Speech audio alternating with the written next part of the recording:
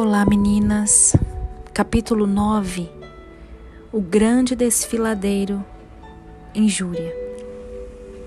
Depois disso, por algum tempo, ao andar através de campos, pomares e colinas da região em que haviam entrado, Grande Medrosa conservou um cântico em seu coração.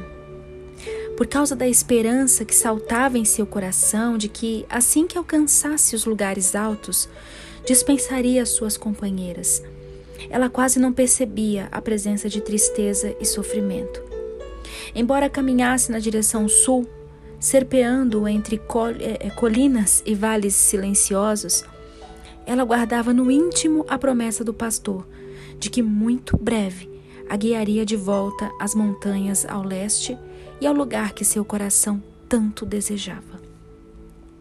Depois de algum tempo, o caminho começou a subir em direção aos montes, e um dia alcançaram de repente o topo da montanha mais alta.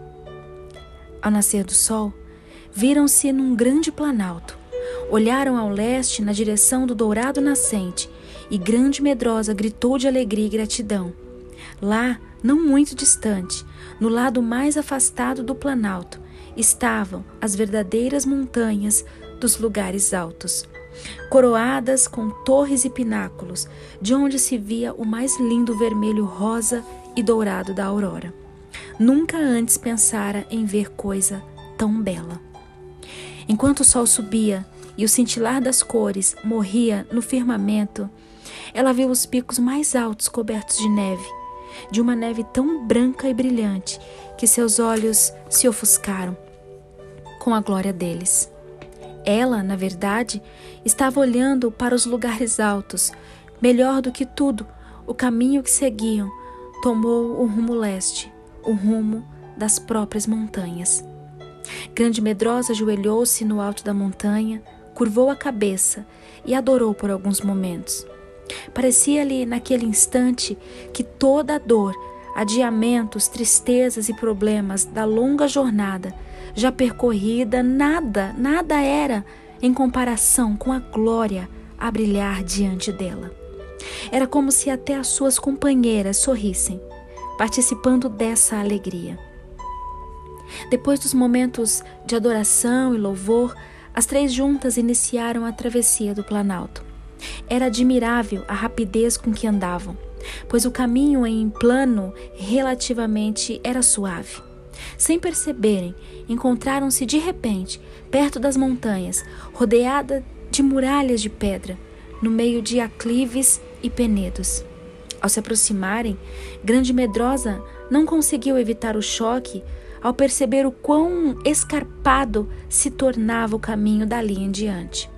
Quanto mais se aproximavam das montanhas, mais as muralhas pareciam impenetráveis. Mas ela disse consigo mesma que, naturalmente, ao se aproximarem mais do ponto crucial, encontrariam alguma garganta ou vale que lhes permitiria a passagem. Por outro lado, ela não se importaria se o caminho se tornasse escabroso e difícil, contanto que se dirigisse aos lugares altos. Mas o caminho morreu de repente ao pé de um intransponível desfiladeiro. Grande Medrosa parou, estática. Quanto mais olhava, mais horrorizada ficava. Então começou a tremer toda, pois a cadeia de montanhas pela frente estava rodeada à esquerda e à direita de inquebráveis muralhas rochosas, tão altas que ao erguer a cabeça e tentar ver o topo, sentia vertigem. As pedras bloqueavam completamente a passagem. Não havia sinal de trilha em nenhuma outra direção e nenhum meio de transpor a terrível muralha. Elas deviam recuar. Justamente quando essa sugestão lhe ocorreu, Sofrimento tomou-lhe a mão e apontou para as muralhas. Um cervo e uma corça apareceram entre as pedras e começaram a subir o desfiladeiro. Enquanto as três observavam, Grande Medrosa tomou-se de susto e quase desfaleceu à vista do cervo que ia à frente, seguindo pela beirada estreita e escarpada por entre os rochedos. Em alguns lugares, Eles seguiam bem à beira do precipício e em outros por caminhos cheios de obstáculos. Em certos lugares, a trilha terminava abruptamente. Grande Medrosa percebeu que o cervo saltava os obstáculos e iam em frente, sempre seguido de perto pela corça, que colocava os pés exatamente nos rastros do cervo e saltava atrás dele lépida e segura, sem revelar nenhum medo. Assim, os dois saltavam e corriam com perfeita segurança e graça pelo desfiladeiro. Afinal, desapareceram de vista lá no alto. Grande Medrosa cobriu o rosto com as mãos e sentou-se numa rocha, sentindo o coração um horror nunca antes sentido. De repente percebeu as duas companheiras e a tomaram as mãos e disseram: "Não tenha medo, Grande Medrosa. Não estamos na realidade num caminho sem saída, e afinal não temos de voltar atrás. O cervo e a corça mostram-nos isso plenamente. Devemos estar preparadas para seguir esse caminho e fazer a escalada." "Ah, não, não, não", disse Grande Medrosa, quase aos gritos. "Esse caminho é impossível. Os veadinhos podem fazê-lo, mas é impossível a uma criatura humana. Eu nunca chegarei lá. Eu cairia e seria feita em pedaços nessas horríveis rochas." E desmanchou-se numa crise histérica de soluços. Lá estava Grande Medrosa, serva do pastor, assentada ao pé do desfiladeiro, torcendo as mãos, tomada de pânico, soluçando incontrolavelmente. Eu não posso, nunca chegaria aos lugares altos." Mas o pior ainda estava por vir. Enquanto ela se encolhia no chão, completamente exausta, ouviu sons de pedras rolando e uma voz bem ao lado dela. "Ah, minha querida prima, encontramo-nos de novo, afinal. E aí, como se sente agora? Grande Medrosa, como está agora nesta agradável e alegre situação?" Ela abriu os olhos e, ao fixá-los diante da figura de covardia, sentiu-se aterrorizada. "Pensei que de algum modo", começou ele com um ar mais horrível de maldade. "Sim, eu realmente pensei que nos encontraríamos de novo. Você acreditou, tolinha. Acreditou mesmo que se livraria de mim?" Não, não, Grande Medrosa. Você faz parte da família Temores e não pode fugir dessa verdade. E ainda mais, pequena idiota, você me pertence. Vim levá-la de volta e vou, sã e salva, seguro de que não me escapará outra vez." "Eu não quero ir com você", gritou Grande Medrosa, chocada com essa terrível aparição, mas sem perder o domínio próprio. "Eu absolutamente me recuso a ir com você." "Bem, pode fazer a sua escolha", cochichou Covardia. "Olhe para o desfiladeiro diante de você, minha querida prima. Acha que sentirá a felicidade lá dos altos? Olhe só para onde estou apontando, Grande Medrosa. Veja lá naquele canto, no lado estreito entre as rochas. Há ali um abismo e você terá de saltá-lo. Você consegue mesmo? E aquela fenda enorme lá mais adiante? Grande Medrosa, você ficará pendurada no espaço tentando subir do outro lado. Como andar aos escorregões entre aqueles amontoados de rochas? E aquelas lá, cheias de pontas como facas, prontas para recebê-la e cortá-la em pedaços enquanto suas forças se vão. Isso não a anima, não é verdade, Grande Medrosa? Pense bem e imagine o quadro. E essa é apenas uma das muitas fendas do trajeto. Quanto mais subir, querida tolinha, maior será a queda. Bem, faça a escolha.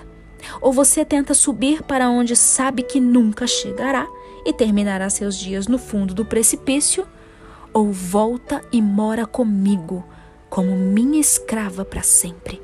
As rochas e os penhascos pareciam ecoar de novo seu regozijo maldoso. Grande medrosa, disseram as duas companheiras, segurando-a e sacudindo-a pelos ombros de modo gentil, porém firme. Você sabe onde está o socorro. Chame por ele. Grande medrosa aconchegou-se a elas e soluçou de novo. Estou com medo de chamar, balbuciou. Estou com medo de que ele me mande seguir aquele caminho horrível. É horrível e eu não posso. É impossível, eu não posso enfrentar isso. O que é que eu vou fazer? O que é que eu vou fazer? Tristeza curvou-se sobre ela e disse rápida e gentilmente: Você tem que chamar por ele, grande medrosa. Chame-o de uma vez. Se eu chamá-lo, continuou grande medrosa, encolhendo-se ainda mais e tremendo até os dentes, ele me mandará erigir outro altar e eu não posso. Dessa vez eu não vou mesmo. Covardia soltou uma gargalhada de triunfo e deu uns passos na direção dela. As duas companheiras se olharam e olharam a sua vítima. Então Sofrimento olhou interrogativamente para a Tristeza, que a entendeu e concordou.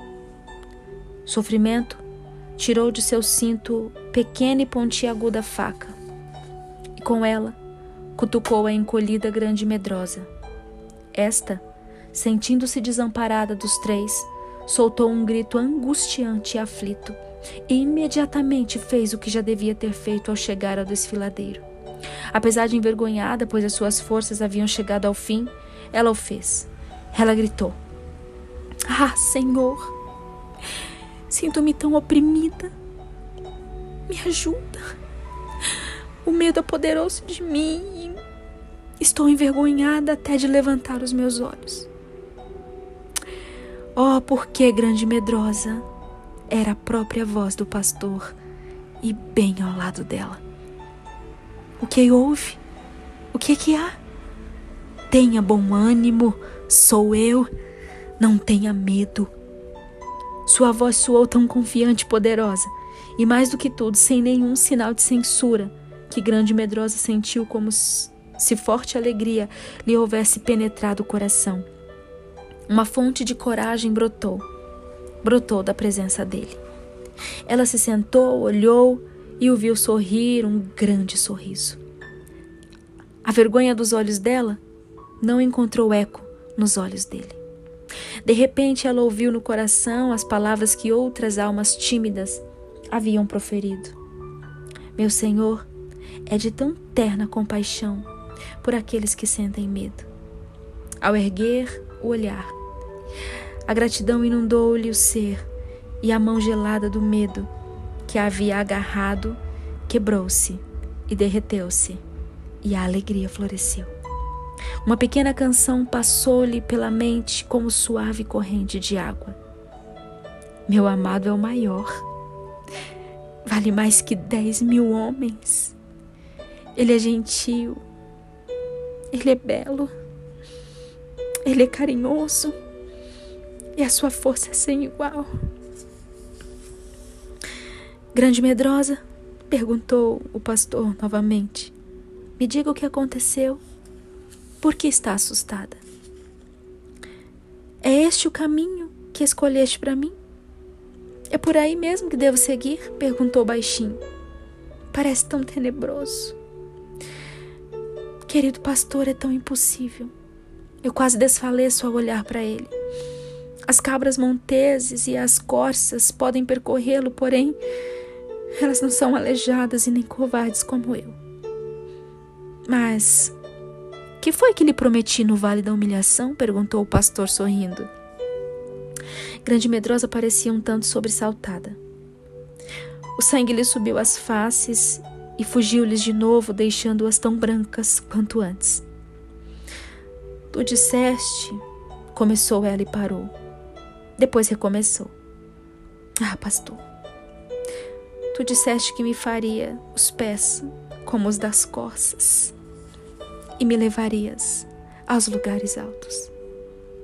Pois bem, respondeu ele carinhoso, O único modo de desenvolver pés de corça é caminhar pelos caminhos por onde as corças andam, como este aqui. Grande Medrosa estremeceu e olhou para ele, envergonhada. Eu não acho que eu queira pés de corça se eu for para seguir por caminhos como este, disse vagarosa e dolorosamente, recusando. O pastor era uma pessoa muito cheia de surpresas. Ao invés de olhá-la com desapontamento ou desaprovação, ele sorriu. Ah, você quer sim, disse sorrindo. Eu a conheço melhor do que você mesma. Eu te conheço, Grande Medrosa. Você deseja isso de todo o coração. E eu lhe prometo os pés de corça. A verdade, foi com esse propósito que eu a trouxe para este lado. Atrás do deserto, onde as montanhas são particularmente escarpadas e não há caminhos, a não ser os trilhos das cabras monteses. Tudo isso a fim de cumprir a promessa que lhe disse eu no nosso último encontro, Grande Medrosa. Tu disseste, agora você verá o que eu farei, respondeu.